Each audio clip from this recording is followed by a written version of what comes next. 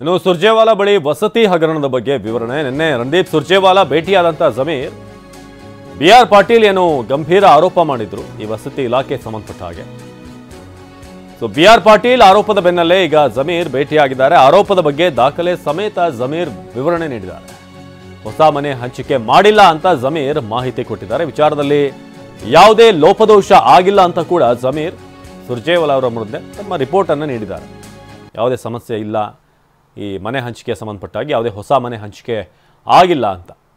So B R Patil ಭಾಳ open ಆಗಿ ಈ ಬಗ್ಗೆ ಮಾತನಾಡಿದರು.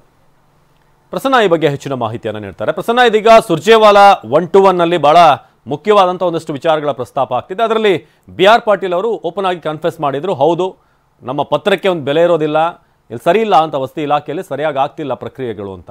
ಸೊ ಜಮೀರ್ ಅವರು ಯಾವ ರೀತಿಯಾಗಿ ಇದನ್ನು ಡಿಫೆಂಡ್ ಮಾಡ್ಕೋತಾ ಇದ್ದಾರೆ, ಜೊತೆಗೆ ಬಿಆರ್ ಪಾಟೀಲ್ ಇದಕ್ಕೆ ಹೇಗೆ ತಮ್ಮ ಆರೋಪಕ್ಕೆ ಅಥವಾ ತಾವು ಮಾಡಿದಂಥ ಪ್ರಶ್ನೆಗಳಿಗೆ ಸಮಜಾಯಿಷಿ ಕೊಡ್ಬೋದು ಅಂತ? ಅವಿನಾಶ್, ಇವತ್ತು ಸುರ್ಜೇವಾಲಾ ಅವರು ಬೆಂಗಳೂರಲ್ಲಿ ಕೂತು ಹೀಗೆ ಸಭೆಗಳ ಮೇಲೆ ಸಭೆಗಳನ್ನ ನಡೆಸೋದಕ್ಕೆ ಮೂಲ ಕಾರಣವೇ ವಸತಿ ಇಲಾಖೆ ಹಗರಣದ ಬಗ್ಗೆ ಬಿಆರ್ ಪಾಟೀಲ್ ಅವರು ಬಹಿರಂಗವಾಗಿ ಅಸಮಾಧಾನವನ್ನ ಹೊರಹಾಕಿದ್ರಿಂದಾಗಿ ಸರ್ಕಾರದ ಬಗ್ಗೆ ದೊಡ್ಡ ಮಟ್ಟಿಗಿನ ಆಕ್ಷೇಪಗಳು ವ್ಯಕ್ತವಾಯಿತು. ಸುರ್ಜೇವಾಲಾ ಅವರು ಕೂಡ ಬೆಂಗಳೂರಿಗೆ ಬರಬೇಕಾಯಿತು. ಇದೀಗ ನಿನ್ನೆ ಬಿಆರ್ ಪಾಟೀಲ್ ಅವರು ಸುರ್ಜೇವಾಲಾ ಅವರನ್ನ ಭೇಟಿಯಾಗಿ ಸುಮಾರು 35 ನಿಮಿಷಕ್ಕೂ ಹೆಚ್ಚು ಕಾಲ ಚರ್ಚೆಯನ್ನ ನಡೆಸಿದ್ದಾರೆ.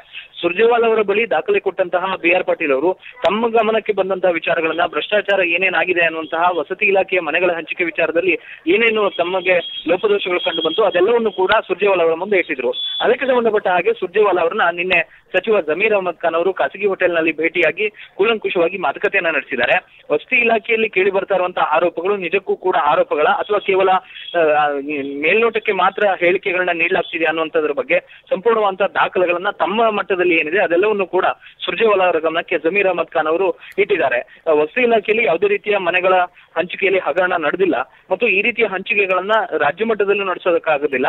ಕೇವಲ ಗ್ರಾಮ ಪಂಚಾಯಿತಿ ಮತ್ತು ನಗರಸಭೆಯ ಮಟ್ಟದಲ್ಲಿ ಮಾತ್ರ ಮನೆಗಳ ಹಂಚಿಕೆ ನಡೆಯುತ್ತೆ.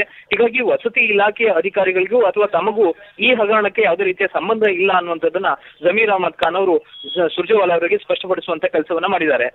ಮತ್ತು ಬೇರೆ ಬೇರೆ ಇಲಾಖೆಗೆ ಸಂಬಂಧಪಟ್ಟ ಹಾಗೆಯೂ ಕೂಡ ಸುರ್ಜೇವಾಲಾ ಅವರ ಎದುರು ಹಲವು ಮಂದಿ ಅಸಮಾಧಾನವನ್ನು ವ್ಯಕ್ತಪಡಿಸಿದ್ರು. ಅದಕ್ಕೆ ಸಂಬಂಧಪಟ್ಟ ಹಾಗೆಯೂ ಕೂಡ ಸುರ್ಜೇವಾಲಾ ಅವರು ಒಬ್ಬೊಬ್ಬರಾಗಿ ಸಚಿವರನ್ನ ಕರೆಸಿಕೊಂಡು ಮಾತುಕತೆಯನ್ನ ನಡೆಸ್ತಾ ಇದ್ದಾರೆ. ಹೀಗಾಗಿ ಜಮೀರ್ ಅಹಮದ್ ಖಾನ್ ಅವರು ತಮ್ಮ ವರ್ಷನ್ ಏನಿದೆ ಅಥವಾ ತಮ್ಮ ಇಲಾಖೆಗೆ ಸಂಬಂಧಪಟ್ಟ ಹಾಗೆ ಕೇಳಿ ಬರ್ತಾ ಇರುವಂತಹ ಆರೋಪಗಳಿಗೆ ಒಂದಷ್ಟು ಸ್ಪಷ್ಟನೆ ಕೊಡುವಂತ ಕೆಲಸವನ್ನಂತೂ ಮಾಡಿದ್ದಾರೆ. ಅವಿನಾಶ್, ಧನ್ಯವಾದ ಪ್ರಸನ್ನ.